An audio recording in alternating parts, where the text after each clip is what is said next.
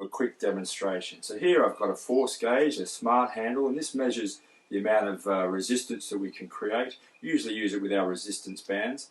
Now here we can see on the dial that it's measuring 0, and actually when I stretch our kinesiology tape, I've got three pieces of 2-inch or 5-centimeter kinesiology tape here, and when I stretch, the dial actually there doesn't move from 0. There's no significant resistance through range whatsoever. If I keep going and get to the end point, we should see that the dial is starting to go up, but the tape can't actually stretch any further. So I've hit a restrictive end point. So that may be useful for trying to block some movement at the end of range, but it means that we're really not getting a lot in the way of deceleration and resistance through range while still maintaining full range, because if I want to get resistance through range, I've got to apply the tape with the muscle or the joint in a short position to act like a bungee cord and give me this deceleration, this load absorption, this spring back the other way. Now if we compare with our dynamic tape, this time we've got 2 layers of 3-inch tape, so the equivalent amount of tape. At first we had 3 layers of 2-inch, here we have 2 layers of 3-inch, so the equivalent amount of tape.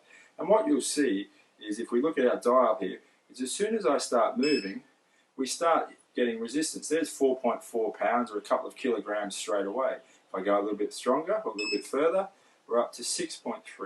Now the interesting thing with dynamic tape is it's viscoelastic. What does that mean? It means its stiffness is dependent on the rate of strain. In other words, the faster we stretch it, the stiffer it becomes, or the more resistance it provides. So if I go a little bit quicker, now we're up to 16.2 pounds of force.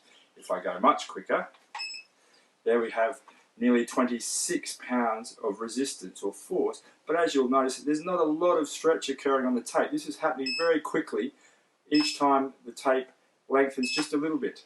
Now as I say, it's viscoelastic, so the faster we move, the more resistance we get. So if you're going over on your ankle, or you're running, or you're jumping, or you're throwing, you will get more resistance and more deceleration because of the nature of the tape.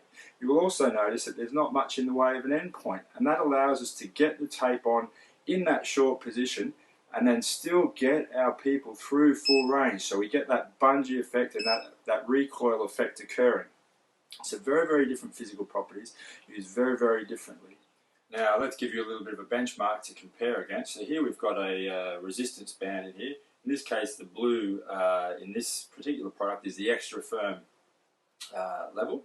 And let's just see what happens here. So we can stretch that one out, and we're hitting about 7 pounds of force.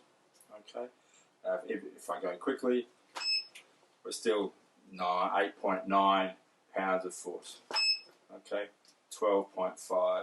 So we're comparing that. We were getting 26 pounds, about 12 kilograms of resistance with the double layer of the 3-inch tape with the dynamic tape. Here we're getting less than half, or about half of that amount. Okay.